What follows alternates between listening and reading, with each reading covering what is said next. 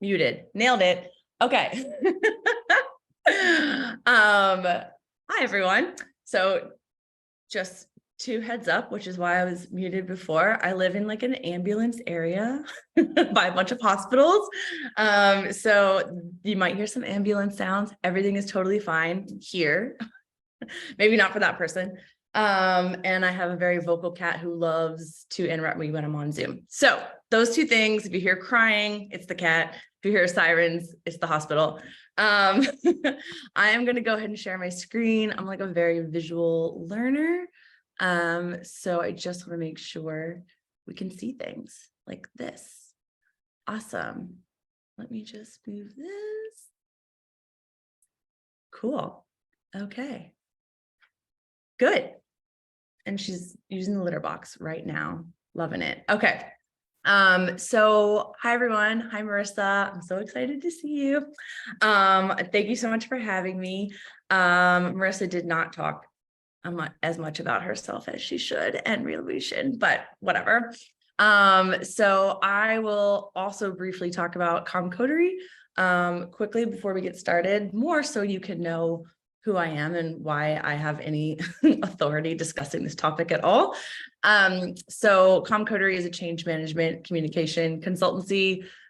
Basically what that means is I help leaders and project teams and organizations and other consultants communicate organizational change. So I've been doing this for a long time prior to starting my business, where I do specifically focus on change management communication and internal communication strategy. I did a lot of things. I was like a very comma heavy job description person. So I was like the VP of operations and communication and employee engagement and culture and all of these things. And I've headed up many change management projects, multi-million-dollar projects, globally distributed teams, like all sorts of really big stuff. And during all of those change projects, the most important and least resourced, both with time and money and everything, portion of the change management process was communication, even though change management is literally communicating, or it's managing the people side of change, which I think is managed by communication. So we'll talk about that in a second. So when I struck out on my own, I was like, I am focusing on that. I do a lot of workshops as well, just kind of communication focused, psychology backed workshops about more complicated communication topics at organizations. But communication and change strategy is really where it's at for me. And I live in New York City with my husband and my daughter, who are not home, and my cat, who, as I said, is home. She is my very rude and horrible coworker who hates me, who I love very much. So she might yowl while we're together. So today we're going to be talking about change management communication, of course. I will explain what that means and what that is and why it's important. I am going to give you an invitation to strategize your own change right now as we talk. I know this is being recorded. Sometimes people are like, I can't think about this right now. I just want to listen and look at the slides. You can always go back and look at the slides and listen to the recording again, and use this to strategize change, any size change at your organization or with your family. I use change management communication to make my family do things all the time. We're going to talk about 3 things that you have to get right when you're communicating change. And then I will have another invitation at the end. So change management, if you're not familiar with what that is, it's a systematic process or a method or a framework for managing the people side of change, right? So there's when we do organizational change, there's a project side of things where you're doing the technical side of the change, and then there's the people side where you're getting people to do the change, to change. So how you prepare and support them and their teams and like the organization on the people side for change, how you reinforce the change throughout the change cycle, and then what happens afterward, the reinforcement that you do as well to make that change their new way of working. That is change management. So I focus on communication. Specifically because I love it. I love communication strategy. I wouldn't want to be doing anything else. But it's also like, and I'm clearly biased, but also data. It's like the most important part of change. And it's one of the reasons that change fails most often. So when change fails, there's obviously a lot of bad things that can happen when change fails. But my least favorite thing is that employees become resistant to future change. So when every time change fails, it damages your company culture, right? It damages your team culture, and those employees are less likely to change in the future, but change is inevitable, right? We are living in a time of change. Like a year ago, no one even knew what ChatGPT was, like things like that. So that is just going to keep happening. It's going to keep happening at a rapid rate throughout the course of our work lives. So understanding how change works, how people work, and how to communicate changes. It doesn't matter if you're a change management practitioner, if you're not the CEO or anything, everyone should understand how change works and how to communicate it. Everybody communicates, even if they don't do it that well, but we'll talk about how to do it better. So that's why I use communication as the tool through which we design and drive change. And you can use change management strategies for any changes, large or small. In the Comcodery kind of community, my newsletter and my roundtables that I do, sometimes we call it change management light. People are like, do I need to do change management or change management light? And I'm like, you should be doing change management light all the time. And then change management is kind of more what people think of when they think of like mergers and acquisitions or leadership turnover or layoffs and things like that. But really it can be used for anything at all. So as I've said, I've led like multi-million-dollar change management initiatives. I've communicated them to people all over the world. I take that strategy and I apply it to every single change. So you can use change management communication and change management principles to get people to make their email signature a new email signature at work.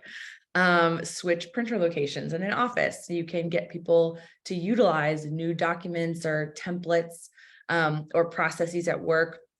I work with technology teams a lot, IT teams. They're like, we are getting everyone to use a new ticketing system, right? And everyone keeps emailing us. And how do we get them to use the thing? Do we send a reminder? And I'm like, stop sending reminders, right? We're going to have a change strategy to get people to change their behavior and do this new thing instead. So any other process, technology change, physical facility change, these are all organizational changes. And in a way, those change management light changes are more important than the big ones because the big ones are usually resourced.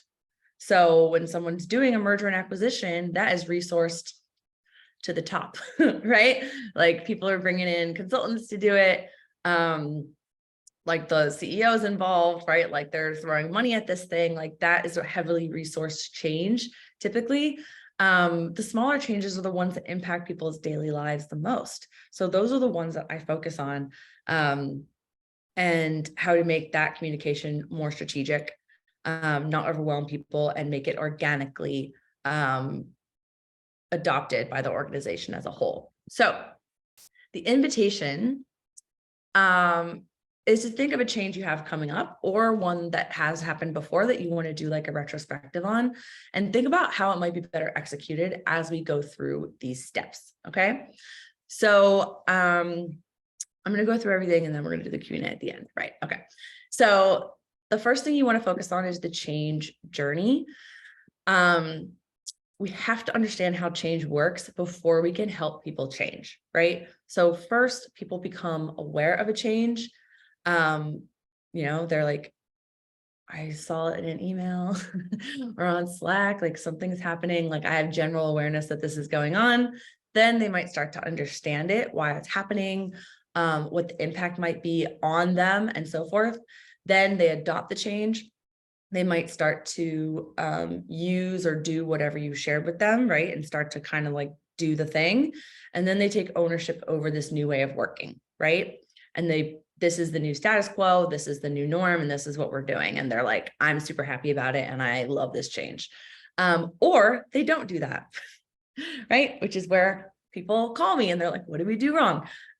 So people can object to the change. They can sabotage the change because they don't agree with it.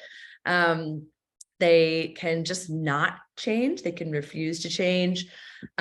We don't want them to do any of those things, to ignore the change, right? That's where communication strategy comes in. So when you leverage communication at every step of the change process, which moves differently for different people at different speeds, to move them from awareness to ownership, that's when your change becomes a success. So a big challenge everyone I work with faces in this change journey concept is that people who are close to the change don't know how to speak to other people who are not in charge of the change, right? Like when a CEO makes a decision about a change, they're already at ownership.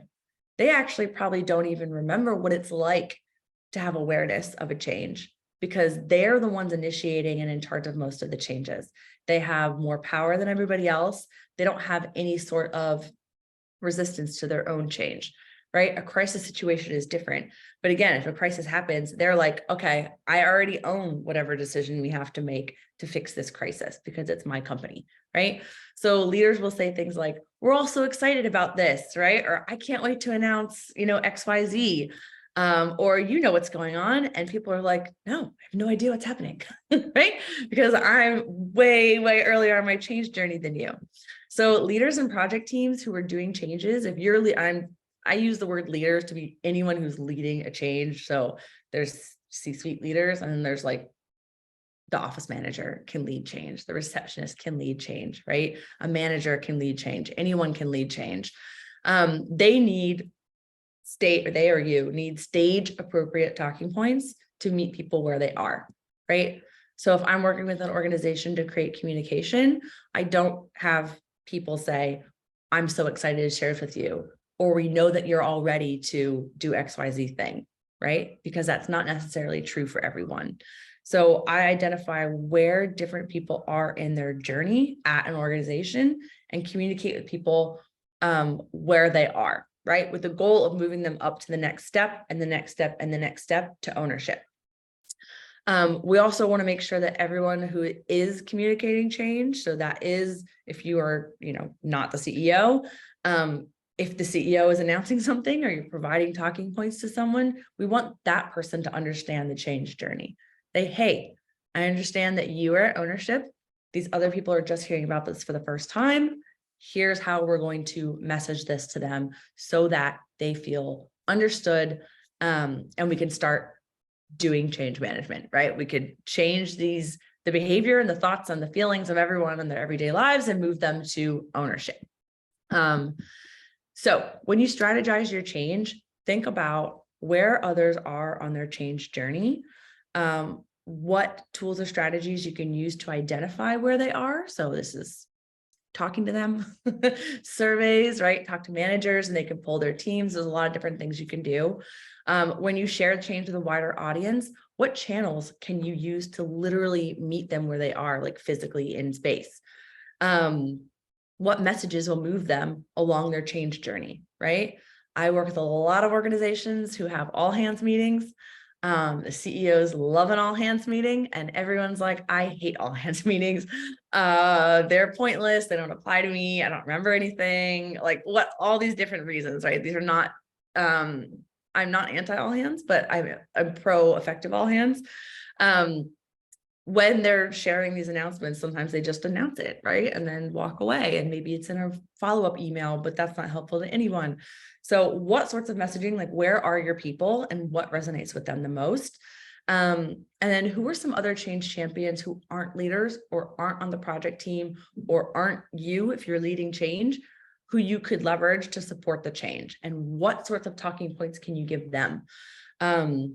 What sort of messaging do they need? What sort of methods do they think are best, right? So you're doing a collaborative change process that works organically with your organizational culture, not this like best change management techniques checklist that some consulting company who's bigger and fancier than me put on a blog somewhere, right? We want to use ones that work for your actual organization and for this change management light concept, which is everyday changes. The second area you have to get right when it comes to communicating change is how to center your audience in your communication, right? So we want talking points for people who are communicating that are effective and are going to reach the audience where they are. And then we also want to consider how we're centering the audience in order to not just make talking points, but to shape the change itself. So this is how I design change with organizations through the lens of communication. People are like, oh, you create a plan for communicating an announcement and then you send something out and everyone knows. I'm like, that is a kind of old school change management communication plan. What we do is use communication to design change management strategies from the very start. So the communication is a tool that shapes the project side of change, right? And we do that by asking, how will this be communicated to the team every time we move to a different stage of the project? So change project teams are usually like, we need to roll out this new technology, we need to do this thing. They make decisions in a bubble. Then they message me and they're like, hey, we need to, share this with the team. Like, what can we say? Do we need to make a video campaign or what? And I'm like, what are people going to think about this? And they're like, oh, I don't know. They don't really have a choice, right? They don't have a choice which human resources information system we use. They don't have a choice of whether or not we are doing a 3-day in the office work week or a 4, right? Maybe we did a poll to see what people wanted, but they don't have a choice in this matter, right? I want to literally visualize my audience receiving communication to help project teams shape changes, right? And think about how it's going to impact people and whether the change that they're making from a project perspective are the best for the organization. So I'm thinking, how would an intern react, right? How would someone who's been here 10 years react? How would someone in sales versus tech react? How would someone who has 3 kids react to these changes, right? Then I anticipate reactions. I'm imagining objections. I'm imagining bumps in the road. I'm imagining crisis, imagining all sorts of things. I joke around that I do this because my anxiety is my personal assistant. I like leverage the crappy parts of my anxiety to anticipating like everything that could potentially go wrong in any situation and then package it up and like sell it to leaders basically. So like that is how I strategize change, is just anticipating all of these things. So if you center your employees in your audience, right, your listener, when you're designing the change and you say, how will this be communicated to the team? If the project team hasn't even thought about how it will be communicated, hasn't thought about how it will be received, how have they made an employee-focused decision, right? There's no way that they've considered the employees in their decision-making process if they haven't thought about how it will be communicated and what the reaction will be, right? So that's where change management practitioners who are a bit more traditional miss the mark. They're focused on the message that they're going to share, and they're focused on handling objections and just assuming that everything is going to be a crisis. But if you think about the message in the audience earlier, it's going to help you design the change itself, right? So we want to center the audience. So when you're strategizing your own change, where and when can you ask project teams or your coworkers or yourself, how will this be communicated to the team, right? If I want to make this decision, how it will be communicated and how is the audience going to react, right?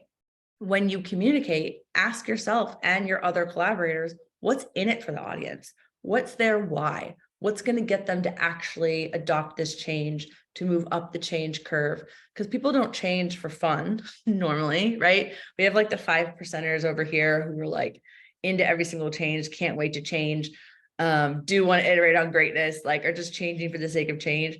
Then we have everybody else here who needs a why to move them up the change curve. And then we have our objectors who are going to hate every single change no matter what, right?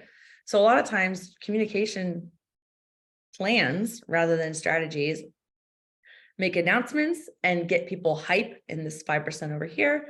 They plan for objections for this 5% over here. And 90% of the people, they leave out of the communication and just hope that these two sets of communications that are catering to the change lovers and the change haters are going to somehow get people move up the curve, right?